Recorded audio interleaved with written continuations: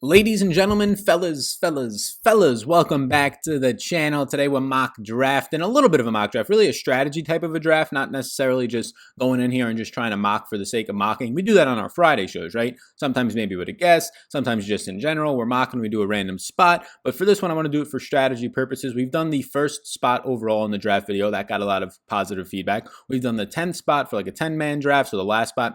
Now I want to do the 12th pick in a 12-man PPR format redraft style. So what does this mean? It means I get the 12th pick and then the 13th pick. You get the back-to-back, right? So there's a lot of strategy questions when you have the first pick overall. What type of a lineup do you like to build? What type of strategy do you like to implement? Now I want to take a look at that because I don't even think I've done a 12th pick, honestly, before so far this year. So now I want to look at what it looks like if you have the 12th pick in the draft. It has been something that has been requested, so I want to deliver that for all of you watching this. So if you're here, welcome, relax, like you know we always do. And if you're brand new, I'm about to introduce you to sitting back, relaxing, maxing all cool. You got about 20 minutes to yourself, however long this lasts, maybe 30 minutes, who knows at that point. But it's for you. Take your shoes off, relax. Some people tell me that they listen from their car sometimes on their way back from work. They can't take their shoes off where they're driving. It's a driving hazard. You got to be a good driver, but you also got to relax. So whatever it means to relax, you can't have a beverage while you're driving. Just, roll back your shoulders a little bit, crack your head, and let the beautiful sound of my voice and the statistics come right into your ears. No, we'll stop being weird right now, but we're going to be mock drafting for this one. So I appreciate it from the 12th spot. The biggest thing right now for you to do to support me is smash the like button and also tap the subscribe button and notification bell. Maybe smash it as well. Who knows at this point? It just really does help me if you subscribe within the video. We're growing at a really nice rate, and I'm excited to see where we are within the summer. The draft guide will be releasing on June 15th. You will be able to get it for $10, and I've been spending months on it because Monkey Knife Fight is sponsoring it, so I'll get a little bit more money as a sponsor, but then it makes it so cheap for the consumer. It really is a win-win-win. Monkey Knife Fight gets a sign. So be on the lookout for that. June 15th, it'll be promoted on my social media channels, via email, via the Discord, which you can get into totally for free down below. You can also sign up for the top 25 running back rankings. That is also right down below. That will allow you to be also notified when the draft guide releases. And on June 15th, every single one of my YouTube videos will have right at the top of it pretty much the link to where you can get it for $10. So keep a close eye out for that. I'm very excited about it. It is going to be the most information that you're going to get for the cheap value of $10. So thank you so much. Everything that I do in my videos, if you enjoy that, just kind of imagine it in a nice organized and consolidated way into a nice neat draft guide for you to work through all of it. That's what I'm going to aim to deliver to you. So I've got all the settings in place. We got 6 bench spots. Not going to do a deep bench for this specific league. We got the PPR format. I'm the 12th pick. You got everything, the 1 flex position, 3 wide receivers. I think it's time to start it up. The second I hit start, the fantasy pros are going to be drafting against the expert consensus rankings. It'll automatically draft the first 11 picks based on the expert consensus rankings. I'll kind of go through those and then I'll get to make my back-to-back picks. And that's kind of the flow that we'll go through the entire draft. So let's start it up. Bang, hit the start button. So I'm on the clock right now. As you can see, the board above me, bunch of running backs went as we're used to at this point. You have 7 running backs going in the first round to 4 receivers so far, but I'm on the clock. The running backs that I like went. Joe Mixon just went 1 pick before me. If you watch my content, if you know my content, in these mock drafts, I just end up with so much Joe Mixon because I value him a lot more than other people. Deandre Hopkins goes at the 110. I'm very much against that. I have a video right now that just recently came out, a wide receiver that you want to be cautious of, and it's DeAndre Hopkins. I have him as my wide receiver 6 overall. He goes off the board as wide receiver 4. Goes off the board at the 10th overall pick. He's going off the board right around that 8th to 10th pick in the first round. I have him as a mid-second round pick right now, so I'm just never going to end up getting to him. So my options on the board right now, and I have back-to-back picks, so it doesn't really matter who I take in the first round compared to the second. Tyreek Hill, Kenny Golladay, Chris Godwin, my best wide receivers available. I don't really want a tight end. I don't want a quarterback, so I'm really looking running back. The strategy for me is to get back-to-back running backs, to get 3 running backs in my first 4 picks, and the way to do that is to go back-to-back running backs right here, so we're going to be targeting the running backs. My best available running backs on the board right now are Nick Chubb, Miles Sanders, Austin Eckler, Josh Jacobs, and Kenyon Drake, sort of in that order, if you will. I'm going to end up going to Miles Sanders here. It doesn't really matter because I get the back-to-back pick, so I guess technically we'll anoint Miles Sanders with the first round pick. I'll draft Miles Sanders there, and then I'm back on the clock yet again. Look, people that want to say that Miles Sanders is going to be impacted by Devontae Freeman or LaShawn McCoy, if you're watching this and they sign somebody at that point, I just chuckle at that. Devonta Freeman was one of the least efficient running backs in the league last year. He is an old man. Boston Scott was a much more efficient running back. So Devonta Freeman comes in, and it means Boston Scott gets less touches or no touches at all, or really barely any touches in that backfield. And now it's Miles Sanders and Devonta Freeman. Oh, please, that's not even a question. Miles Sanders' rank, if anything, becomes better. He's a better pass catcher. He's a better pure runner. He's a better elusive player. At that point, Devonta Freeman comes in for the 2 to 3 to 4 to 5 at most straight up backup carries that you're going to get. If anything, for me right now, these veteran veteran running backs. Everybody's all scared of them. No, I'm not scared at all. Corey Clement signs. I'm not scared at all. What does this impact? He's a second-round guy who just broke out the second half and really the final 5 to 6 games of last year. And now Corey Clement and Devontae Freeman are supposed to scare me away from thinking that he's not going to see a 16 to 18, pretty close to featured touch role with elite pass catching upside. Caught 50 balls, only playing 50% of the snaps last year. Yeah, it's not even close. Give me Miles Sanders. He's a borderline first-round pick for me. And at the 12th pick, I end up getting to him. Now, it's interesting what I can do here because my best available running back is Nick Chubb, and I think I'm leaning that way. I am concerned that Nick Chubb in those final 8 games or final 5 games, whenever it was, that he was like the RB24 when Kareem Hunt came in PPR formats, but he did have a ton of red zone touches compared to all the other running backs who had carries inside, like 40 carries inside the 5-yard line, inside the 10-yard line. Nick Chubb only had like 4 touchdowns. All those other running backs, Zeke, you think of Dalvin Cook, you think of Aaron Jones, they all had like 11 to 12 touchdowns. So he's definitely due to regress in that manner. But there is concerns about the pass catching role. Austin Eckler still on the clock, Josh Jacobs, Kenyon Drake. I have it ranked right now, Chubb, Eckler, and Jacobs as my best available running backs. I could go to both the sophomore running backs and Miles Sanders and Jacobs. I don't hate that. The obvious concern with Jacobs is just what is his pass catching role going to be, but he's without question in line for probably 250 plus carries on the ground. If you can throw in there that he catches 25 to 25 balls, he's going to push 300 plus touches. Nick Chubb has the ability though, just on the ground alone to have 300 carries. I'm a little bit sketched out by Austin Eckler. Kenyon Drake, I think, can push 300 to 350 touches without question. I think Chase Edmonds will be involved, but Kenyon Drake should have at some point in the season, probably early on, the ability to actually handle a 3-down role. This is a really tough spot. I haven't been put in this situation yet. I mean, there are wide receivers on the board, but I want back-to-back running backs based on the fact that I'm going to have to wait a ton more picks until my next pick. It comes down to Nick Chubb, Austin Eckler, and Josh Jacobs. I think I'm going to end up giving the benefit of the doubt to Nick Chubb right now. I know Kareem Hunt is there, so we get Nick Chubb and Miles Sanders to start off our draft.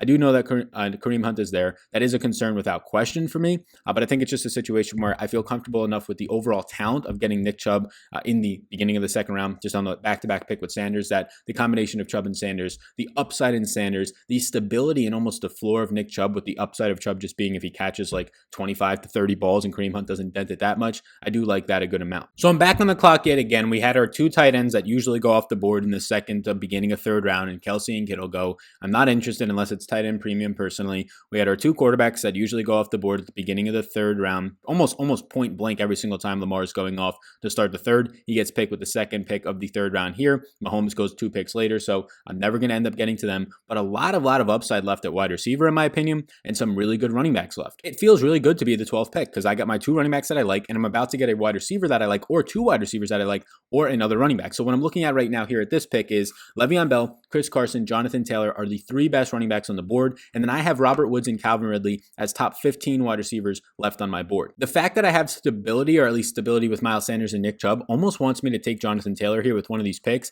I do think that I'm going to end up taking one of Robert Woods or Calvin Ridley with this 3rd pick, and then I think I might take Jonathan Taylor over Le'Veon Bell and Chris Carson, shoot for that upside with my 4th pick, the first pick of the 4th round, or I can get both Robert Woods and Calvin Ridley, 2 guys that I'm personally high on. A guy that went early, and I think it's fine, was Adam Thielen. He went off the board before guys like Chris Godwin, Allen Robinson, Mike Evans. Like, that's really early. I have Adam Thielen as my 13th ranked. I've seen people putting him inside their top 8. I don't hate it. Like, honestly, really, after the top 5 or 6 wide receivers, you can tell me that anybody is your 7th guy, and I'd be like, okay, that guy sounds pretty good. Oh, you want to put Odell there? That sounds pretty good. You want to put Juju there? Yeah, I see why, right? You want to put DJ Moore? Yeah, I see why all these guys can be a top 10 wide receiver to you. It pretty much just becomes a hodgepodge of like ranks 7 through honestly like 22 or 24 at that point. So what I'm going to do here is I'm going to go ahead, and it's an interesting spot because there's so much upside. I'm going to get Jonathan Taylor with one of these 2 picks. The difficult point then becomes Robert Woods or Calvin Ridley. I know a ton of people are hyped up on Calvin Ridley. I'm personally going to end up going to Robert Woods here. So I go to Robert Woods, I get my first receiver right there, and then I think I'm going to go right back to Jonathan Taylor. I'm choosing him over David Montgomery, David Johnson, Chris Carson, Le'Veon Bell. I'm even choosing him over Calvin Ridley, Amari Cooper, Stephon Diggs at this point. I think that's where I want to go. I do not have any faith that he'll make it all the way back around to the 5-12 at this point. And I do think a month into the season, I don't have to start him at running back. I have Sanders, I have Nick Chubb, but a month into the season, I can start all 3 of these running backs as tier 1 options,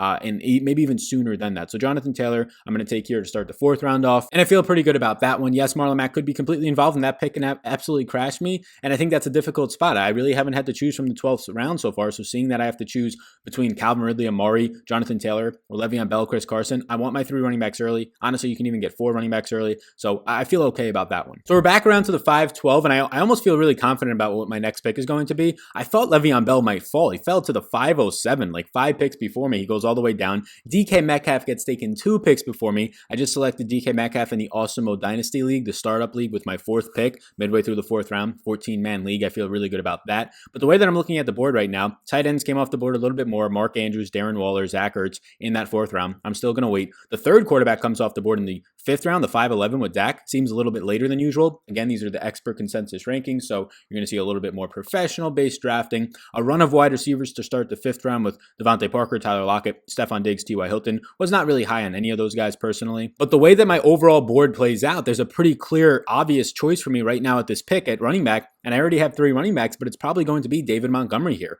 David Montgomery is my 22nd ranked overall running back. After that, Mark Ingram and Cam Akers and Darius Geis are outside my top 25 right now. But all the wide receivers that are left, my best availables are Jarvis Landry, Will Fuller, Deebo Samuel. I don't really love any of those guys. Now, I do have back-to-back picks here, so I'm going to go with David Montgomery. Now I'm just loaded, right? I have 4 running backs. I don't even have to take another one, honestly, until maybe the last round, or not at all at this point when there's only 6 bench spots. These 4 running backs, so I'm going to take David Montgomery here because he's just that good. He's that great on my board. He finished as a top 24 or top 25 running back last year, right around that top 25 mark. And that was with him putting up almost 1,100 yards, possible worst situation he could have been in. And now the offensive line isn't that great improved. Kyle Long retires, maybe better offense just in general with regression. And hopefully you would imagine a better offense coming in with Nick Foles now likely to be under center. So we'll see what ends up happening there. But yeah, it's an interesting start. This is a start that I like though, getting running backs early, workhorse backs early, right? Jonathan Taylor I'm profiling out to be that way pretty soon. Nick Chubb is a workhorse back. Miles Sanders I'm expecting 16 to 18 touches a game. And David Montgomery without question seems to be a workhorse back at this point. So now as we sit here at the end of the 5th round, it's a situation where, yeah, I have a ton of opportunity. I don't want to take a quarterback until like round 9 or 10 at the earliest.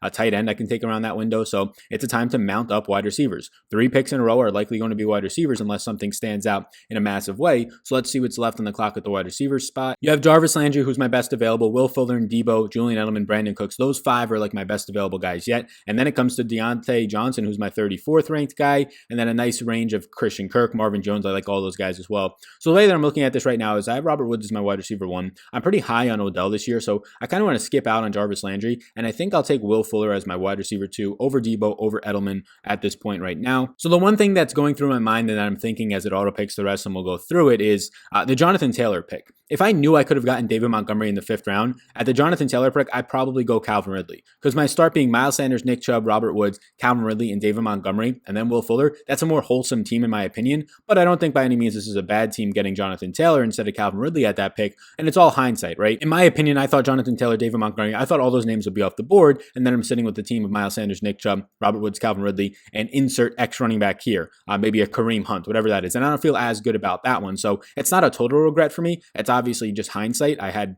20/20 vision, right? I had no idea if Jonathan Taylor or David Montgomery would still be on the clock. Odds are more times than not they wouldn't be at that 5-12 pick. So I think we got a little bit lucky taking David Johnson there, and it was just a pick to take the best available player in my opinion. Man, this last time around, a lot of guys just went off the board. So you can see like my team's like almost right behind my head at this point, but a lot of guys that I wanted went off the board. You see Brandon Cooks go off the board at the 7:04. You see Kyler Murray drop to the 7th round. Like if I knew that, I would have taken him maybe at the 6:01, but 7th round for him. Deshaun Watson, Josh Allen, so a couple more quarterbacks taken there. But a lot of guys that I had interest in. Michael Gallup goes with the last pick in the 6th round. You have Brandon Cooks going in the 7th round. You have Marvin Jones going about 3 or 4 picks before me. And Christian Kirk goes 1 pick before me as well, guys that I like. So right here at the 7:12, it's honestly maybe a no-brainer for me at this point. I'm going to take Deontay Johnson here. I need another receiver. So now I have 4 running backs and 3 receivers. He was my best available wide receiver as my 34th ranked wide receiver on the board. Some guys that are still on the board at running back, top 30 options for me, and Cam Akers, Darius Geis, James White, Matt Breida. Like Cam Akers is still on the board, so this is surprising to me, but I do not need to get another running back here. I need another receiver. My best available receiver is Jamison Crowder, but you know what you're getting out of him. You're not getting a ceiling. You're not getting upside. You're getting safety and security. And right now, the way that my lineup plays out, I have security in Robert Woods, but I don't have as much security when it comes to Will Fuller because of the health. What's it going to look like with Brandon Cooks out there? Will Will Fuller take a step forward if he's healthy?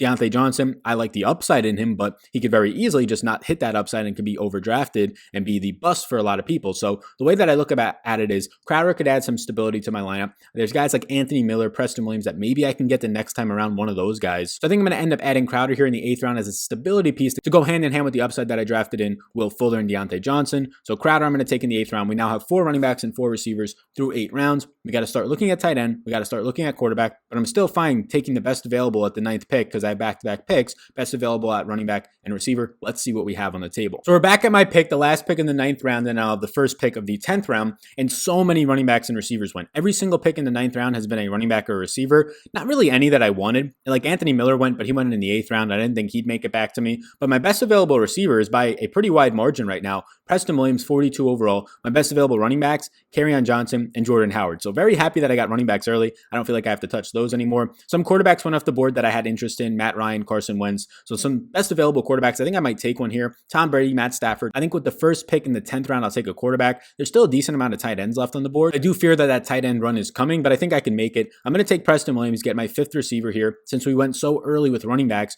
4 out of our first 5 picks, get a lot of volume at wide receiver. Preston Williams is my best available. I also see a guy that I have interest in. So Preston Williams goes. I have interest in McCole Hardman as well. That's another upside guy. A lot of my receivers, though, a little bit sketchy, right? Will Fuller, I wouldn't say sketchy, but not as stability when it comes to floor. You're shooting for upside in Will Fuller, Deontay Johnson, and Preston Williams with a little bit more uncertainty. Whereas Robert Woods and Crowder, you could feel good about. If I take McCole Hardman here, I might be able to get him in the next round. I don't think that I will, but there's also a chance that all the quarterbacks go, right? If another 3 quarterbacks go in Tom Brady, Matt Stafford, Aaron Jones, now I'm in a situation where I'm starting to take quarterbacks that, sure, I feel okay about them, but not as solid. So I'm going to take Matt Stafford here over Tom Brady, over Aaron Rodgers at this point. So let's go to Matt Stafford. I have him ranked as my quarterback 12. I actually have Brady as my quarterback 10, but when it comes to drafts, like, yes, you can draft based off of rankings and projections, but you also have to draft based off of the team that you have. I have a little bit of unstable wide receiver play, very stable when it comes to running back play, in my opinion, or at least solid running backs.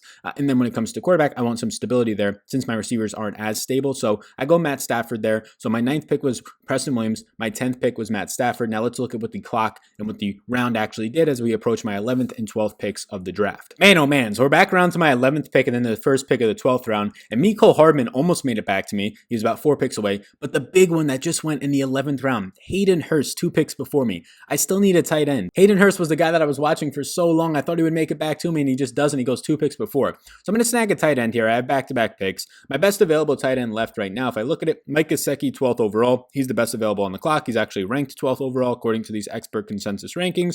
So I'll take Mike Gesicki here in the 11th round, former Penn Stater. Broke out down the stretch without Preston Williams last year and with Ryan Fitzpatrick, so a little bit of uncertainty there if Tua plays and if Preston Williams comes back and is good. The way that I look at it is I now have Gesicki and now Preston Williams, so one of them will likely be good based on the splits, if not both. Talented younger players. So we get Mike Gesicki there. I have 1 quarterback, 1 tight end, 5 receivers, and 4 running backs. I think I'm just going to go right back to the well with wide receiver here because my best available running backs, there's not a lot of running backs left. Like, let's look at the running backs that are left right now. Tony Pollard, Zach Moss, Latavius Murray, Anthony McFarland, a bunch of backups at this point. I think Latavius Murray is an actually nice running back to have as a backup because he'll probably be good for like 2 to 3 weeks. He'll have double-digit fantasy points even with Kamara in there just because of his touchdown upside, and he's a good player. And if Kamara gets banged up like last year, he automatically becomes an RB1 for that week. So I could go back to Latavius Murray here, but I'm looking at a guy, N'Keal Harry. His name does stand out to me. Michael Pittman stands out to me as well. I think Michael Pittman's one of the best sleepers in all drafts. He's not even getting drafted at this point. They've already said they want to make him the X wide receiver for Phillip Rivers, which is like the Vincent Jackson role when he was with the Chargers, Phillip Rivers. So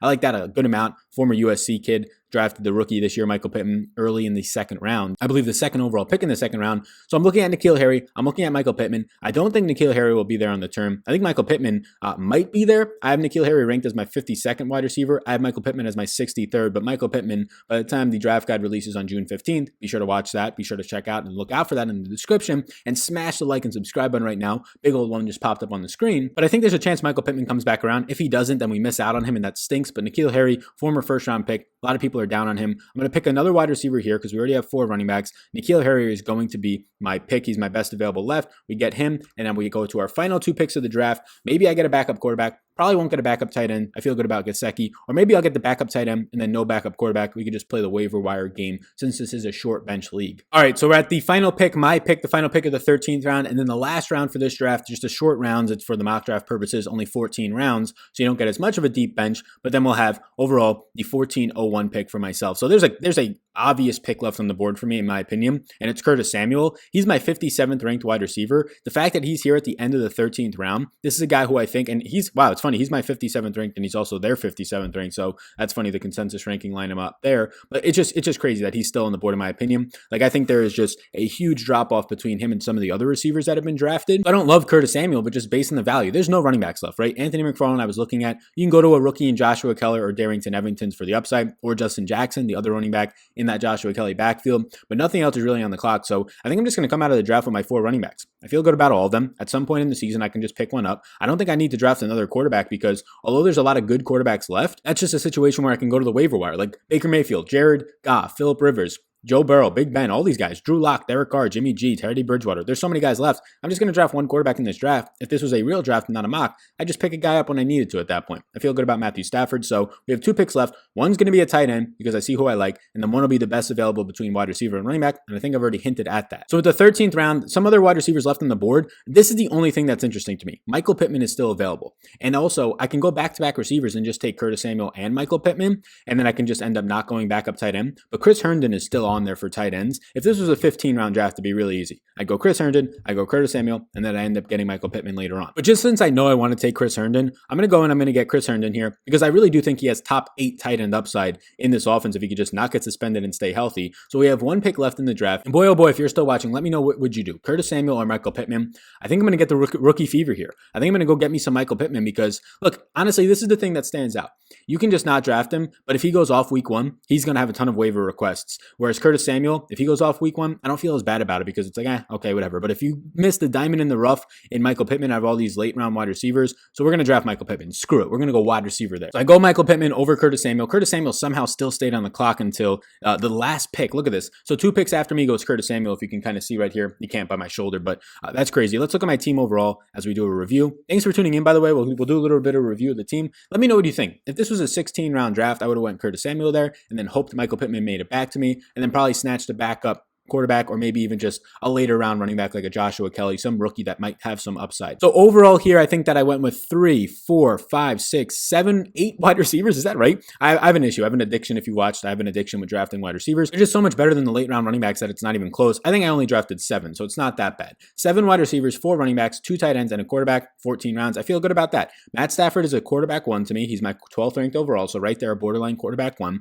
That's solid. I get my first 2 picks in Sanders and Chubb, and I like that. My next 2 picks were Robert Woods, and then we took the little bit of a reach, not really, 4th round for Jonathan Taylor, not a reach at all. It's just because he was the first pick of the 4th round. But then we come back around, and it's hard not to take David Montgomery. Yes, I already have 3 running backs, but when David Montgomery is by far the best available player left on the board, why not load up on another running back? So I take David Montgomery there. I take Will Fuller as my wide receiver 2. Comes back around to us, and Deontay Johnson's still sitting on the clock. So I snag Deontay Johnson. I snag Crowder. Start to load up on those mid-range wide receivers by also getting Preston Williams, N'Keal Harry. We finally take our quarterback later on in the draft, like we talked about, in Matt Stafford. We finally take our tight end in Mike Gesicki and Chris Herndon, which I think is a really good combo for some young players. And look at this draft I just realized. I got a 68 out of 100, a D+. The last time that we did this, I ended up getting like an A-. Screw that D+ grade. I don't know what that's all about. I assume it's based on my starting wide receivers being Robert Woods, Will Fuller, and some mixture of Deontay Johnson, Preston Williams, and Jamison Crowder. I understand that. Like if I probably would have went with Calvin Ridley over, we talked about earlier, Calvin Ridley over Jonathan Taylor, and then I would have actually gotten back to having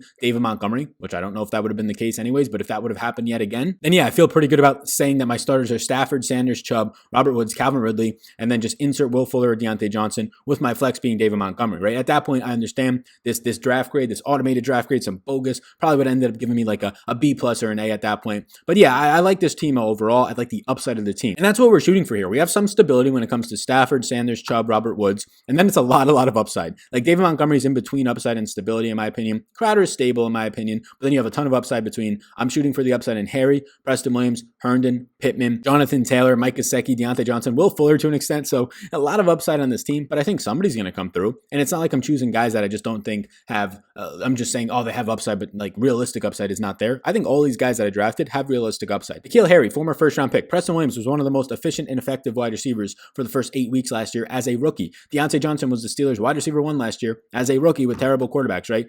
Barely ahead of Juju, who I know it's a little bit of hyperbole with Juju suffering from some injuries. But yeah, I think there's a lot of upside here in these guys. The D+ grade, I totally disagree with it. I would have actually given this draft, if I'm being non-biased, like a B or a B-, because I do think I don't have enough stable pieces, if you will, that Calvin Ridley over Jonathan Taylor. Let me know what you think about that. That was the pivotal point in this draft, in my opinion. It looks worse now that David Montgomery was still available, but you have to keep in mind, if Montgomery wasn't available, it probably probably looks a lot better, the fact that I got Jonathan Taylor in the 4th round. So thank you for tuning in. I'm going to put this video up as soon as possible. Please do, if you enjoy this content, hit that like button and smash the subscribe button. I really do appreciate it. Get the top 25 running back rankings down below and keep a close eye out for it. June 15th, in the description, there'll be a link to it, but also on all my other social platforms, every other video. June 15th, the Supreme Draft Guide releases. I cannot wait for you to see it. You can get it for a measly $10. Get into the community Discord down below. I'll see y'all in the next video. Stay safe out there, everybody, and peace out, gang.